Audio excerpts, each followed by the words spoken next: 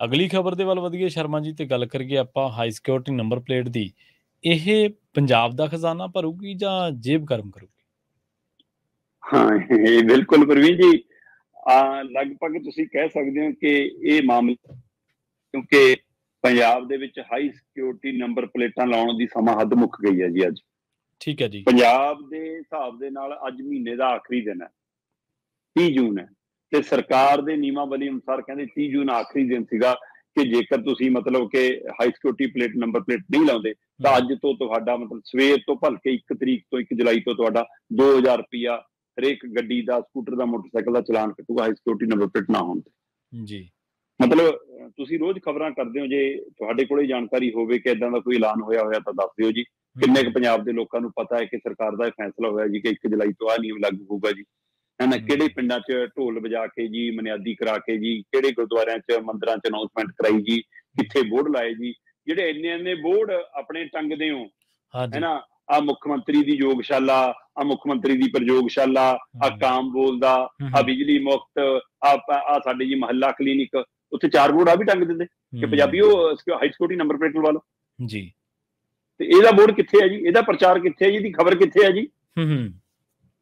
ਤੇ ਅੱਜ ਇਹ ਚਰਚਾ 'ਚ ਇਸ ਲਈ ਹੈ ਕਿ ਸਵੇਰ ਤੋਂ ਚਲਾਨ ਕੱਟਣੇ ਸ਼ੁਰੂ ਨੇ। ਫਿਰ ਕਹਿਣ ਨੂੰ ਕਿ ਦੇਖੋ ਜੀ ਰਿਕਾਰਡ 'ਚ ਜੀ ਖਬਰ ਨਸਰ ਕਰਤੀ ਸੀ, ਅਸੀਂ ਪ੍ਰੈਸ ਨੋਟ ਭੇਜਿਆ ਸੀ ਸਾਰੇ ਮੀਡੀਆ ਨੂੰ। ਸੋ ਇਹ ਬਕਾਇਦਾ ਤੌਰ ਤੇ ਅੱਜ ਉਹ ਆਖਰੀ ਦਿਨ ਹੈ ਜੀ, ਔਰ ਸਵੇਰ ਤੋਂ ਇਹ ਸ਼ੁਰੂ ਹੋਣਾ। ਹੁਣ ਪੰਜਾਬ ਦੇ ਵਿੱਚ 50% ਤੋਂ ਜ਼ਿਆਦਾ ਦੂਜੀਆਂ ਨੰਬਰ ਪਲੇਟਾਂ, ਕਿਉਂਕਿ ਪਹਿਲਾਂ ਹਾਈ ਸਿਕਿਉਰਿਟੀ ਨੰਬਰ ਪਲੇਟਾਂ ਲਿਆਏ ਫੈਸਲਾ ਪਿਛਲੀਆਂ ਸਰਕਾਰਾਂ, ਫਿਰ ਵਾਪਸ ਲੈ ਲਿਆ, ਫਿਰ ਦੁਬਾਰਾ ਹੁਣ ਲਾਗੂ ਹੋਣ ਦੀ ਗੱਲ ਆ ਗਈ।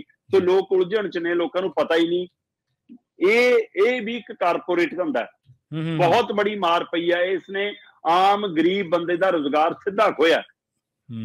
ਜਿਹੜੇ ਬੰਦੇ ਮਤਲਬ ਕੋਰਟ ਕਚਹਿਰੀ, ਹੈ ਨਾ, ਜਿੱਥੋਂ ਨੰਬਰ ਮਿਲਦੇ, DTO ਦਫ਼ਤਰ, ਜੇ ਉਹ ਉੱਥੇ ਸਾਰੇ ਕਿਤੇ, ਜਾਂ ਜਿੱਥੇ ਟਰੱਕਾਂ ਗੱਡੀਆਂ ਕਾਰਾਂ ਦੀ ਰਿਪੇਅਰ ਹੁੰਦੀ ਉੱਥੇ ਬਾਹਰ ਵਿਚਾਰੇ ਮਤਲਬ ਕਿਤੇ ਮੇਜ਼ ਲਾ ਕੇ ਬੈਠੇ ਨੇ, ਕਿਤੇ ਕੁਰਸੀ ਢਾ ਕੇ ਬੈਠੇ ਨੇ, ਕਿਤੇ 4 ਨੰਬਰ ਪਲੇਟਾਂ ਤੇ ਉਹ ਇੱਕ ਡੱਬਾ ਲੈ ਕੇ ਬੈਠੇ ਨੇ ਜਿਹਦੇ ਵਿੱਚ ਮਤਲਬ ਕਿ ਉਹ ਟੇਪ ਵਾਲੀਆਂ ਨੰਬਰ ਲਿਖਣ ਵਾਲੇ ਹੈਗੇ ਨੇ। ਸੋ ਕਿੰਨੇ ਘਰਾਂ ਨੂੰ ਰੁਜ਼ਗਾਰ ਮਿਲਦਾ ਸੀ ਜੀ।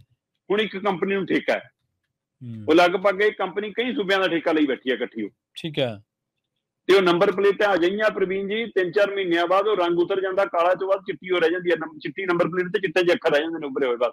ਠੀਕ ਹੈ। ਆਪਣੇ ਆਪ ਹੀ ਉਹ ਕਾਲਖ ਜੀ ਉਤਰ ਜਾਂਦੀ ਹੈ, ਕਹਿਣ ਨੂੰ ਹਾਈ ਸਿਕਿਉਰਿਟੀ ਨੰਬਰ ਪਲੇਟ ਹੈ ਤੇ ਪਰ ਉਹ ਲਵਾਉਣੀ ਪੈਣੀ ਹੈ ਜੀ। ਉਹ ਨਟ ਵੀ ਕਿਤੇ ਹੋਰ ਨਹੀਂ ਮਿਲਦੇ, ਨਟ ਵੀ ਇਹਨਾਂ ਕੋਲੇ ਜਾਓ ਜੀ ਜੇ ਕਿਸੇ ਨਟ ਵੀ ਖੁੱਲ ਜਾਵੇ।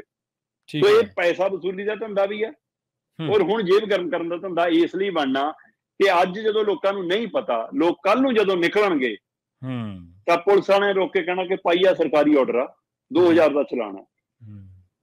ਤੇ ਮਾਤਰ ਨੂੰ ਪਤਾ ਕਿ ਬਾਈ 2000 ਗਿਆ ਤਾਂ ਮਹੀਨੇ ਦਾ ਰਾਸ਼ਨ ਗਿਆ। ਸਹੀ ਗੱਲ। ਤੇ ਉਹ ਮਿਹਨਤ ਕਰਦਾ ਕਿ ਕੋਈ ਨਾ ਭਾਈ, ਐਕਟੀ ਘਿਓ ਅੱਧਾ ਕਿਲੋ ਘੱਟ ਲੈ ਲਾਂਗੇ, ਦਾਲਾਂ ਘੱਟ ਲੈ ਲਾਂਗੇ, ਤੂੰ ਆ 500 ਫੜ।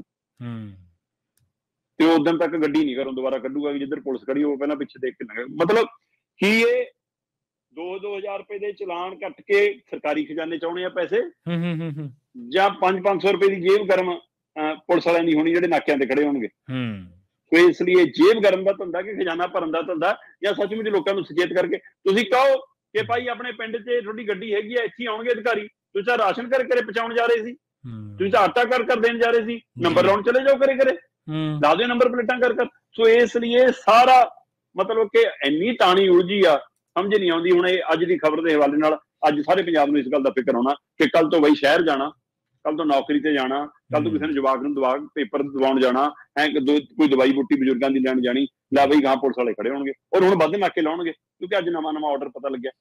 ਫਿਰ ਨਾਕੇ ਵੱਧ ਲੱਗਣਗੇ ਤੇ ਵਸੂਲੀ ਵਧੂਗੀ। ਆ ਜੀ ਤਸਵੀਰ ਪੰਜਾਬ ਦੀ। ਜੀ ਬਿਲਕੁਲ। ਸੋ ਬੁਨਿਆਦੀਆਂ ਕੱਲੀਆਂ ਕੰਮਾਂ ਦੀਆਂ ਨਹੀਂ ਹੁੰਦੀਆਂ, ਬੁਨਿਆਦੀਆਂ ਲੋਕਾਂ ਦੇ ਨਾਲ ਸਰੋਕਾਰ ਰੱਖਦੇ ਕੰਮਾਂ ਦੀਆਂ ਵੀ ਹੋ ਜਾਂਦੀਆਂ।